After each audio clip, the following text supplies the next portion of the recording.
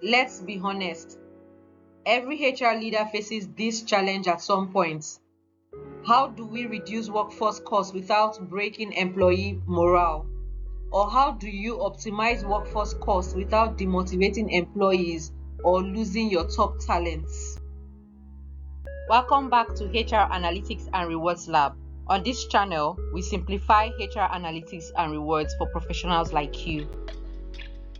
In this video, we will explore how to cut costs smartly, sustain morale, and keep productivity high. We'll also look at how we can use HR analytics to balance efficiency and engagement. Because truly, saving costs shouldn't mean losing your best people, as true optimization is data-driven. It's about doing more with insight, not less with people. Before we proceed, let's quickly define what workforce optimization is. It's very simple.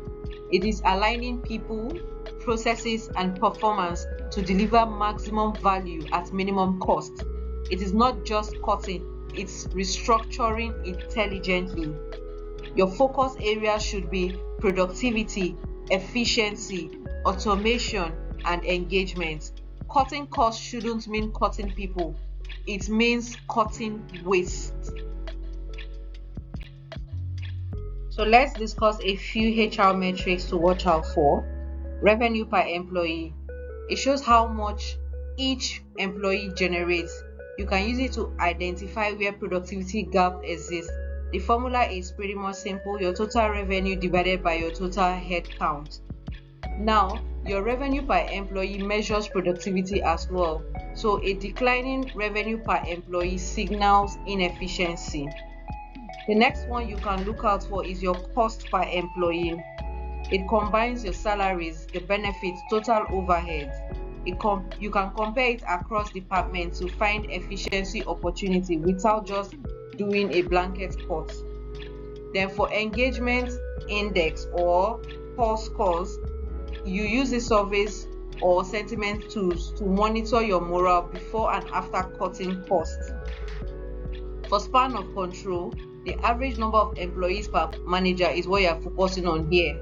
It helps you to detect bloated structures or stretched supervisors. Now, this span of control measures managerial efficiency. If it is too narrow, it means it is cost heavy. If it's too wide, there's the risk of burnout. Another metric to look out for is utilization rate. However, this works best for project-based teams. It helps you measure how much paid time is billable or productive. You can also watch out for your compare ratio. We have a full video on this channel that explains what compare ratio is, overall benefit, and how it's computed. This helps you to check if you're overpaying or underpaying relative to the markets. Then your succession bench strength. It helps you to measure internal readiness for critical roles. This prevents risk when optimizing workforce layers.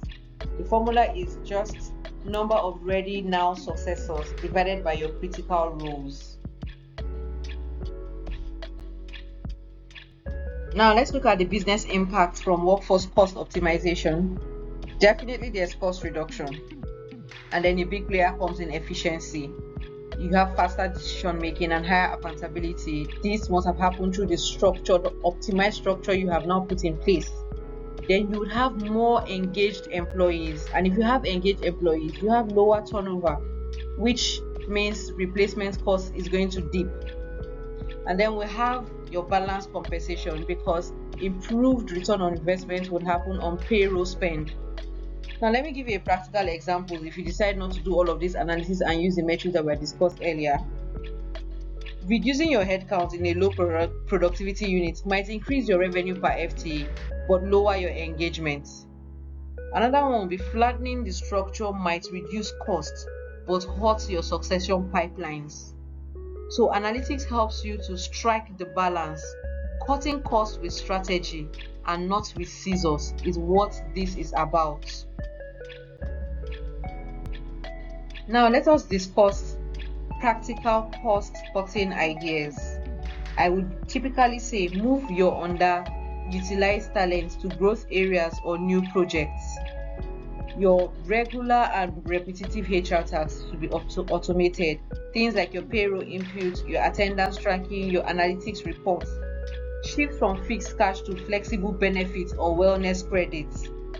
Save on facilities and utilities whilst maintaining flexibility. Encourage hybrid work. Now track your overtime trends and reassign work smartly. Furthermore, replace multiple HR systems with integrated platforms.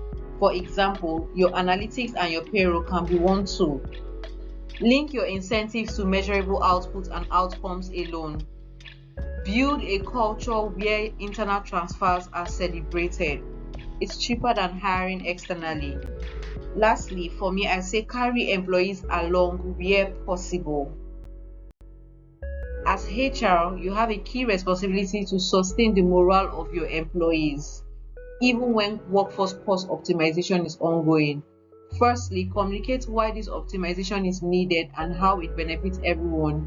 It shifts the ownership to employees. Once they're able to key into the vision and there's clarity, this becomes easier.